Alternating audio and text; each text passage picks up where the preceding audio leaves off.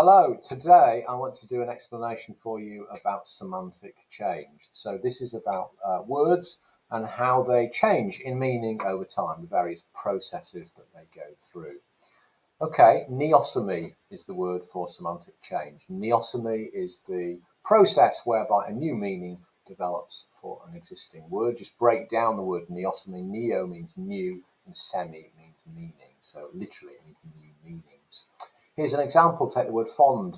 The original meaning of the word fond was foolish or silly. If you know your Shakespeare, for example, King Lear calls himself a fond old man, by which he means not affectionate old man, he's a stupid old man, he's foolish or silly. So there's a word that has changed in its meaning quite considerably over time. And we have many examples of this. You might want to do some research for yourself before we talk about these things on the words pretty, the word villain, and the adjective notorious. Okay, let's talk through some of the processes of neosemy. First of all, amelioration. So amelioration is when a word takes on a more positive meaning over time. If you know your French, you might know that melior means better. So quite literally, it's a word taking on a better, a more positive meaning. That was well sick, you might hear somebody saying, like your grandfather might be saying, not. There's an example of amelioration, where a word that's traditionally associated with negative feelings here seems to be a term of approval. It's being used in a positive way. Here are some former examples. So you've got the word knight, or knecht, as it would have been pronounced in medieval times. So knight, with all its connotations of authority, used to mean just servant. Okay, so a relatively lowly status, a knight. And what about this word angel? Angel used to mean just messenger. And as I've said, that word fond, that used to mean foolish. Okay, so amelioration is one process of how words change in meaning. Why is this person holding their nose? Well, I'll tell you why, because they're illustrating pejoration. Pejoration is the opposite of amelioration. Pejoration is when a word takes on a more negative meaning over time. Take the word awful, for example. Yeah, awful used to have the current meaning of awesome. People would have talked about God being awful, meaning not terrible, but inspiring awe, i.e. being very positive. So awful is an adjective that appears to have pejorated over time. The meaning has got worse. Take the word stench. Stench just used to mean smell. So, oh, that perfume that you've just bought has a really good stench, you might say. That might sound odd to us today. It's a word that's pejorated over time. Take the word silly. Surely that's got a negative meaning. Well, in centuries gone by, it used to mean happy. And this word criticism used to mean just analysis, as in literary criticism. Actually, the meaning of it still remains the same there. So criticism, that word, used to simply mean analysis. It didn't mean it in a negative way. Okay, so we've talked about amelioration and we've talked about pejoration. Right, what else have we got? We've got weakening. So this is when a word loses some of its original force over time. Look at that example. I hope you haven't been naughty. Now, naughty just sounds a bit mischievous, isn't it? It's the sort of thing that a 6-year-old might do if they eat the last chocolate. That's naughty. But if you're reading your Shakespeare again, you'd know that naughty had quite a strong meaning. It was quite a bad insult to be describing somebody else as naughty. It literally means they are worth absolutely nothing. So here are some other examples of weakening. You've got bloody, which of course used to be considered an offensive swear word. If my grandmother had heard me utter the word bloody, she would have fallen off a stool, she would. So bloody is actually a shortened form of by your Lady Mary. It's actually got nothing to do with the fluid that runs around your body. But so bloody has weakened over time. It's not considered to be as offensive as it used to be. And the word terrible as well has weakened over time. It used to mean causing terror, but now it just means, something bad, like, Sunderland. Whoops. Now, neosemy, let's go on to another one, broadening. So when a word takes on a broader meaning over time. Okay, so let's take the word dog, for example. The word dog in medieval times was a very specific kind of dog. It was a greyhound. Okay, so you couldn't call your dachshund or your poodle or your shih tzu, you couldn't call them dogs. So, okay, dog meant greyhound in medieval times. And look at this beautiful square. This is clearly the centre of Darlington. Place. So a place originally meant a broad street, but now means any kind of area. So that word has broadened in its meaning over time. What about the word Hoover? Hoover originally meant just one particular brand of vacuum cleaner. It's actually an eponym. Remember that term? Eponym is a word that's come into the language from a proper noun. So it originally meant a certain kind of brand of vacuum cleaner. Okay, so broadening has happened. Oh dear. So narrowing is when a word becomes more specific in meaning over time. So it's the opposite of broadening. And I suppose this is a logical thing to happen in English. If you've got more and more words that are pouring into the lexicon of the language, then the words that you have will probably specialize and narrow in semantics. Okay, so a good example is the word wife, which in Old English simply means a woman, whether she was married or not. And that's interesting because maybe it shows something about kind of social attitudes at the time, that if you're a middle-aged woman, the assumption is that you are a wife, that you're bound to be married if you are a middle-aged woman. Okay, liquor is another good example of narrowing. This used to mean just liquid, so if you were drinking a can of Coke or a bottle of water, that could be referred to as liquor, whereas now it refers to alcoholic drinks specifically. And, oh dear, yes, so deer used to be a general word for animal. So whether you were talking about a ferret, a guinea pig, or a badger, they would all be called deer. Okay, so those are good examples of narrowing. Metaphor is interesting as well in terms of semantic change. This is where words acquire extra meanings. So physical ideas are extended to abstract ideas with similar qualities. Okay, so here's an example. Grasp. Did you grasp what I said? So there you've got the physical meaning of grasping something, and then it's extended to take on a kind of figurative or metaphorical meaning. High, as in we're going to get high, man. So high, we've got the idea of physical height, and then you've got the idea of getting high. So these are metaphorical uses where additional meanings like,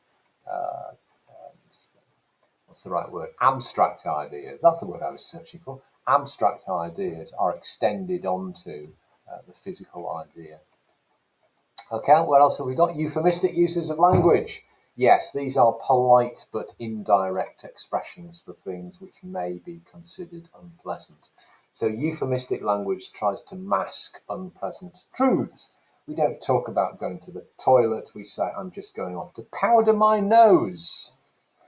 So various different semantic fields are going to be using euphemistic language to greater degrees. We have in the military, for example, you don't necessarily wanting to be all the time talking about the horrors that are being inflicted upon people.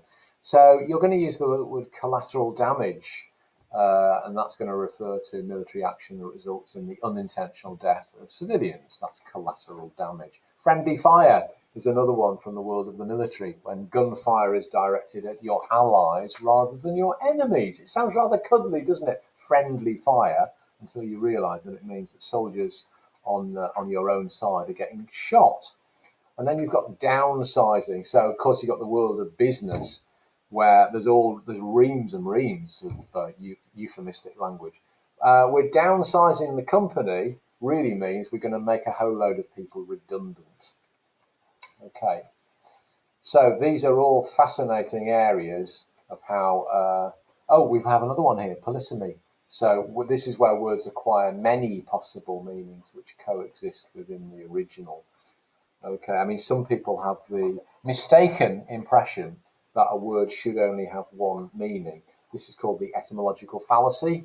So the etymological fallacy is the idea that some prescriptives had that a single word should only have one inherent meaning, whereas lots of words are actually polysemous. Poly meaning many, semi meaning means. Okay, so milk, as in you're milking it. So where milking it has evolved from the word milk in its original sense. And think about, the foot. So when he got to the foot of the hill, he stumbled and twisted his foot. So you've got the physical thing of the foot, but then you've got the kind of metaphorical idea of the foot of a mountain. Okay, so lots of words in English have changed very dramatically over time. Words like jargon, mouse, soon, holiday, meet, head, villain, girl, wicked, pretty. All examples of words that have changed quite dramatically semantically. So what you're going to do is, on the next slide, you're going to match those words that I've just read aloud with the process that you think that's gone on, the ones that I've just explained. Let me give you an example. So we've got the word holiday here. So we've got the current meaning there, time off work, often away from home, holiday. Now the original meaning was holy day, i.e. a day when you would be expected to pray in church rather than go and have an ice cream at Saltburn. So which of the processes has gone on here over time? Well, this broadening. So we've got broadening that's happened, and then what you're going to do is you're going to think about the kind of social context of why that word has broadened. Well, the word has broadened like that because of secularization. Secularization meaning that we don't no longer live in a society that's completely permeated by religious behaviours. People are generally, in their day-to-day life, less concerned with religion, and they place more of their emphasis on leisure activities. So there's been a shift in society, and that's led to a shift in the meaning of the word, in this case to do with broadening. Right, your job is to put the rest of these down there, your current meaning's there, the original meaning's there, and then you need to identify the semantic process and make some kind of comment about it. Pause the video there and do your job. Right, so let's have a look at these. So we need a word that currently means animal flesh. So that's that word meat. Okay. Now the original meaning of the word meat, and you see this in medieval texts, it means any kind of food. So if I give you an apple, you might say, well, thank you for the meat. So it includes fruit and vegetables. So what that done is, it's the opposite of broadening, it's specialization, isn't it? Where a word has narrowed in its meaning over time. And maybe this is to do with the idea that, as the centuries have gone on, people have access to more and more different types of food, and therefore you need kind of more specialized kind of meanings for things. And certainly people have access to more different types of meat, don't they? Your turkey and your chicken and your beef and your lamb and all of those things. Whereas in medieval times, it might have been a narrower kind of diet that people had. So meat. And it still survives, that word meat, in the old-fashioned way in some of the kind of idiomatic expressions that we have, some proverbs. So one man's meat is another man's poison. One man's meat is another man's poison. The meat there doesn't necessarily mean flesh meat, it just means food. Okay. Right, on to the next one. We need a word that means attractive. So surely that would be the adjective pretty. Okay. Now look at this. The original meaning of that word was sly or cunning. Okay. So here is a word that appears to have ameliorated over time. It's taken on a more positive meaning. Why might that be? It may well be that society rewards people who are sly and cunning, but looks on them favourably and thinks that those are attractive qualities. Okay, let's have a look at the next one. We need a word that means in the near future. Well, that would be the word soon, wouldn't it? That adverb of time, soon. Now, in the near future means not immediately now, it means a bit later on, but in the past, soon meant immediately. Like, I'll do it right now. Okay, so here you've got a word that's weakened over time. The forcefulness of that adverb of time, soon, has diminished over time, and now it means a little bit later on. Okay, right, moving on. So we need a word that means criminal, and here it is, villain. Okay, so we would say, villains are antagonists, I should say, in films and novels, so people who do bad things. In medieval times, a villain was a farm labourer. Okay, so it was a description of somebody who did menial labour on the land. Maybe this says a lot about Norman French attitudes towards the working classes, that they are vilified, that they're described in negative terms over time. Okay, a bit like the word chav, which in medieval times just meant a young person and has pejorated. So pejoration is what's happened to the word villain. Okay, we need another word that means young female, and surely that's the word girl. Okay, now in medieval times, your son could be called a girl. Yes, because it simply meant a young person. Okay, so there's a word that's narrowed, it's specialised in its meaning over time. We need another word here that means superb, like a term of approval. Surely that would be the adjective wicked.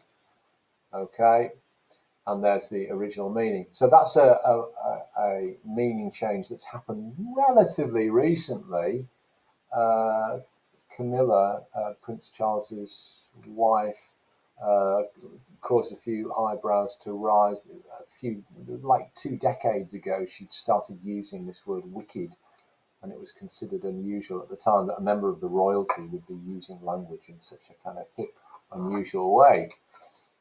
Okay, so this is amelioration, isn't it? Where a word that is traditionally negative is being used in a positive way. Why does it happen? Is it just to do with people's playfulness with language? Is it people being ironic, that originally people say wicked with a kind of raised eyebrow, and what they mean is the opposite? Next one, we need a word that means specialist language. Well, surely that's got to be jargon. Right, and this is an interesting one because originally jargon meant twittering of birds. So jargon is kind of highly specialised language that we know today that is quite indecipherable to the mass populace. So in that sense, it's a bit like the twittering of birds, and therefore what you've got there is the use of metaphor. Okay, so a metaphorical idea has moved into the language. A gadget to work a computer, well, surely that's a mouse, isn't it? Okay, and I suppose this is polysemy, isn't it? It's not like we've stopped using the word mouse to describe the animal, but we have this extra meaning that's going on there. So it's a good example of polysemy. And finally, a person in charge. Well, surely that will be the head of an organisation, head of a college, right? And again, this is an example of polysemy, where it hasn't stopped describing this part of the human body. Okay, so these are all great demonstrations of how words change in meaning over time, and it's difficult to predict which words will undergo some kind of shift in meanings. Often they're to do with internal and external factors. So this is the point where you probably need to be going to your textbook and looking at the explanation there on why do words change in meaning over time. And it talks about the difference between external and internal factors. So external factors are things like cultural changes, technological innovation, social convention. All these external factors are going to affect how a word is used. Okay, so for example, what about the rise in computer technology? And that's spawned development in words such as virus and bug and crash and Windows. So all of these words that are to do with computer technology.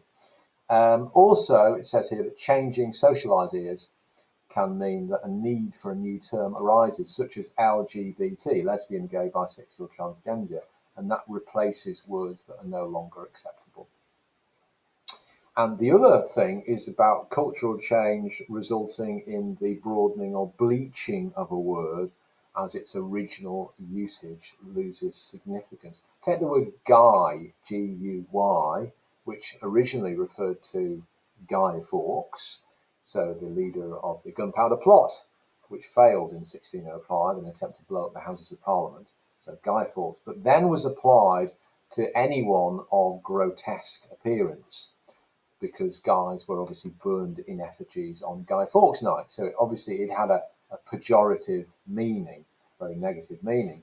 And this gradually replaced fellow to refer to any man, and this meaning exists alongside the current usage of guys to refer to both males and females. So it's broadened in its meaning. You know, when I'm talking to a group of people, I can tell them, call them all guys, even if it's a mixture of genders. Okay, so those are all examples of how external factors can lead to changes in meaning over time. And internal factors can also affect semantic change. So the basic meaning of a word can be linked to some similarity, either a specific attribute or an abstract concept. So, for example, an actual virus can be likened to a computer virus. And similarly, progress can be used literally to refer to a step forward, but it also can be used metaphorically to suggest personal growth or a movement towards improvement. So words, they are changing all the time. In our next lesson, we'll have a look at some journalists who are arguing about, is this a good thing that words are changing in their meaning? Thank you very much.